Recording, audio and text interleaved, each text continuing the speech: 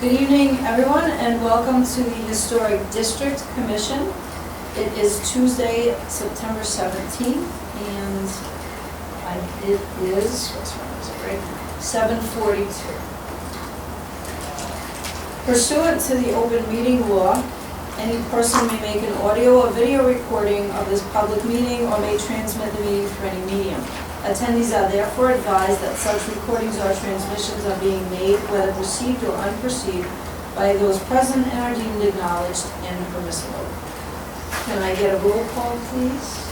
Carrie Ash, Connie Stoll, Kristen Olivera. Catherine Hay. Jason Bouchard.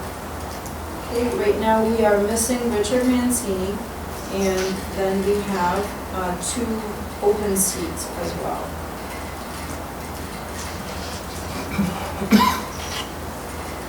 So first up, general business correspondence. We have had none. Public input? Okay.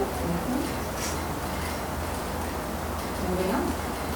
Public hearings and determinations. We have none.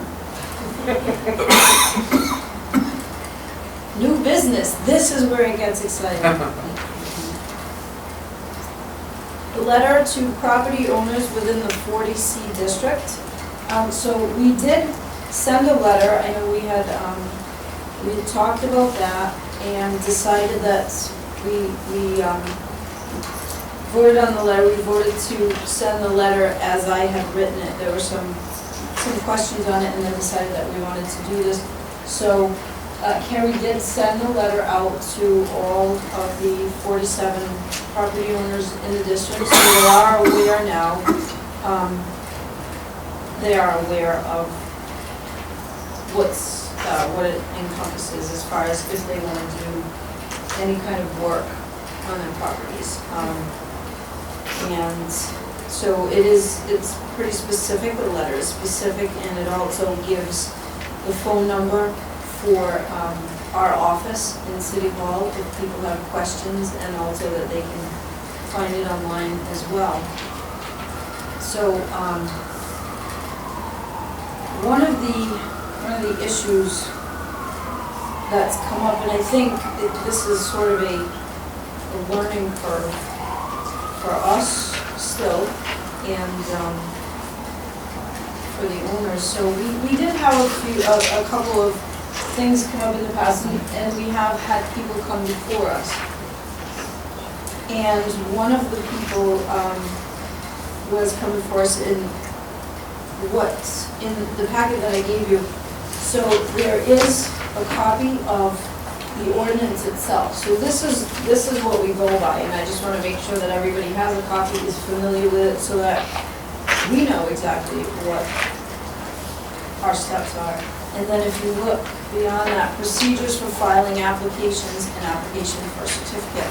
So these are both on the city website for the Historic District Commission, and this is what people have to fill out. It tells them exactly the procedure, exactly what the steps are, and the application is there, what they have to do. So then we do our part in that. So one of the people that came before us was with the former chair, when Tony Dice was chair, and he met with him, and then he came before us and told us what he wanted to do with the property. So Mr. Dias gave him a certificate of appropriateness. And if you look, so there's a copy of that on there, and it's to Mr. Ordinance. And so it outlines all of the things that were decided at the meeting, or at least most of the things. There are a couple of things on there that were discussed at the meeting, but that were not put into this letter. So the certificate of appropriateness is there. One of the issues that's come up with this is we sent them the certificate of appropriateness.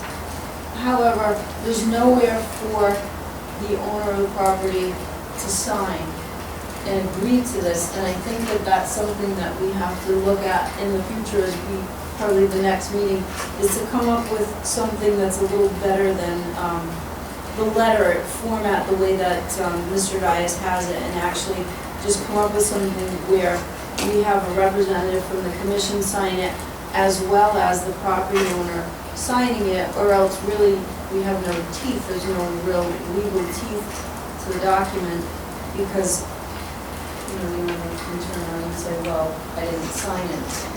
So, and I think it's important too, so that one of us sits with the person and goes over everything very clearly. I mean, they can read it and you think that they understand it, but I think to be able to sit with a person and just go over everything again, and that way if they have any questions before we send it or before they sign it, then they can ask the questions right then and there. So it really alleviates a lot of the I also think it makes them accountable. It does. For following procedure, and also if they change the process because they came across a problem or whatever, the fact that they need to come back before the board needs to be in there. Yeah. I'm sorry, we also have to change this as well, okay? Oh, yeah.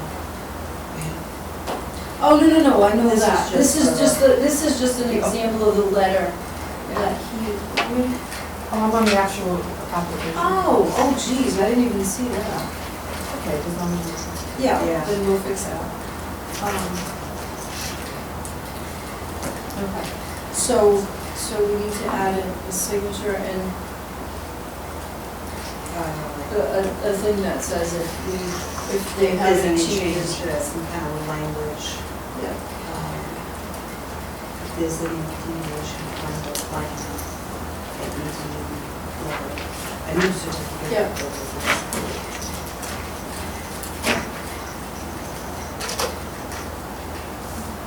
So I mean, if we want to just play around with anything, so look this over, look the letter over. Look over the procedures and look over the application to see everything that it encompasses. And then at our next meeting, we can just discuss how we want to lay this out and what things that we think, based on the letter that Mr. Dice had written to one of the owners. So based on that and how we want to really go about